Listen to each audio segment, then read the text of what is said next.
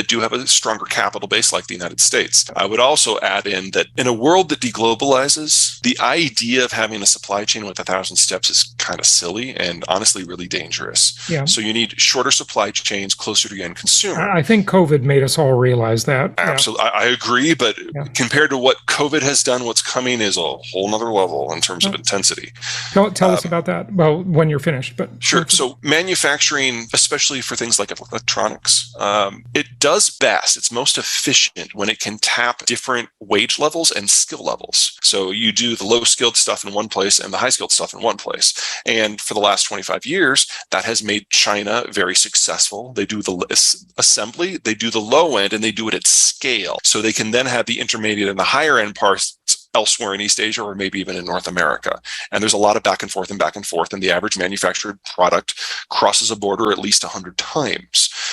Even in automotive in the United States, if you're taking each individual piece, you're talking like 25,000, maybe 30,000 border crossings. It's massive. Oh my gosh. In the world we're moving to, that's going to be harder to do. But the United States has Mexico. So we've got 130 million Mexicans, 35 million Northern Mexicans very proximate to the border, and we can still play in that old style manufacturing.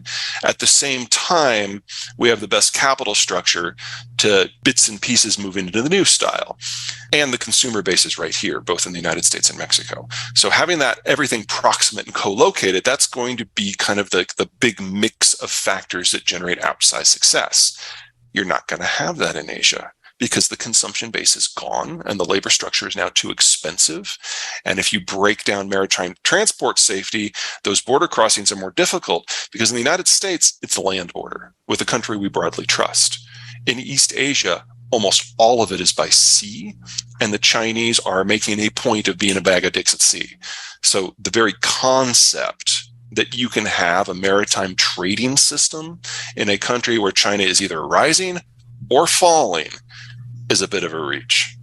Oh, yeah. For everyone who participated in globalization, it would have been like they and they alone had won World War II.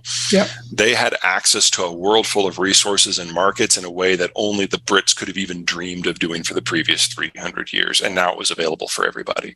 So the only countries that, for whatever reason, didn't like that system were the countries that wanted all of the benefits and none of the cost. So countries that sided against the United States in the Cold War. Mm-hmm. And get a bunch of allies to side with us, even in the worst case scenario. That's why we did it. The fact that it made the whole world wealthy was a happy side effect from our point of view. From everyone else's point of view, that was the reason to join. Not occurred, right? Well, I mean, playing historical what ifs is kind of a fun thing. It's always guesswork, but World War II probably wouldn't have ended. It would have just continued on with the with the Allies then splitting apart with the Soviets on one side and the West on the other. And keep in mind that in the dying days of World War II, we dropped a couple A-bombs. So I think you have an idea of what that field of competition might have looked like. Sure. So since this is an investment show, I think the best way to do is to talk about a chapter that you haven't made it to yet. There's an industrial commodities chapter. So anything that goes into anything that's not energy and food. The Industrial Revolution did more than just introduce us to what we now consider to be electricity and manufacturing. It also took the lessons of the Renaissance and applied them at scale, first through the Germans and the Brits, and then eventually for the rest of the world. And we figured out all these components and elements that make up our world, and we figured out how to purify them and then recombine them in ways we found useful. What we have missed in the discussion of modern globalization and economic integration is their role. Because the very core of globalization is anyone can go anywhere to get anything. And when we talk about the breakdown of supply chains, we're thinking of semiconductors and tires and widgets. And that's true, but that's not the whole story.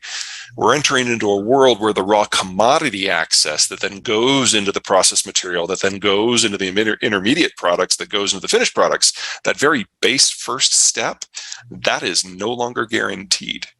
So we can look forward to large portions of the world losing access to the inputs that are necessary to attempt a modern lifestyle. Wow. And if you want to talk about the sexiest of all of them, silicon. not for panels, silicon for semiconductors, because 95% of it comes from one mine in North Carolina. Wow. So it's one thing to control global food or global energy. Yeah. It's another thing when you can control the only input that allows digitization to even theoretically happen. And the United States is going to have to figure out what to do with that over the next decade. We're entering into a world where there's not enough energy and there's not enough food. Right. And where we're going to prioritize our own manufacturing. These are all strategic choices that we're going to make either by choice or failure to make one. When you get to semiconductors, though, when it's all coming from one place, that's an entirely other level. Because if you can't get enough energy, yes, your car stops. Yes, the lights go out. This is bad. But if you can't get any microchips, you can't even pretend to catch up in any sector at all. Yeah. Investing is not my world. Yeah. I can tell you, though, that we are looking at chronic shortages in a lot of base materials that make up our world, not just the industrial commodities I just kind of went through, but food.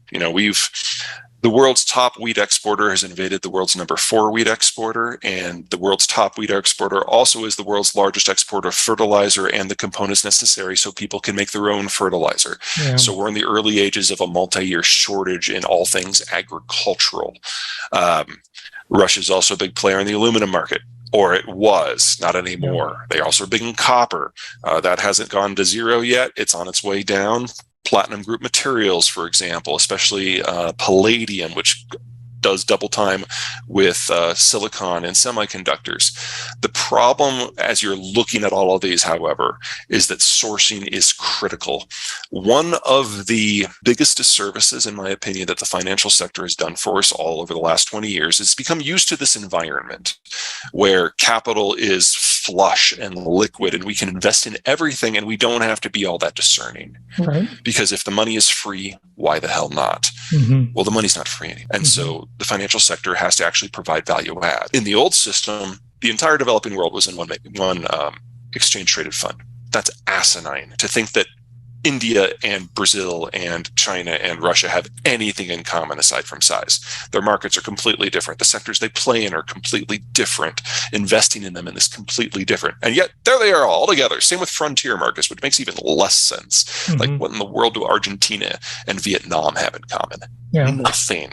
We have to disaggregate all that now. Okay. And that goes not just for the markets in general, but for the specific products. So, for example, if you want to invest in agricultural processing, that seems like a big business right now. It's probably going to get bigger. But all the major agricultural processes that operate in the economies that are not getting hit by these shortages, think France, Canada, Australia, the United States, they're also in Russia and Ukraine. So you really have to do your homework to carve out the parts of the world from your investment choices that just aren't playing anymore.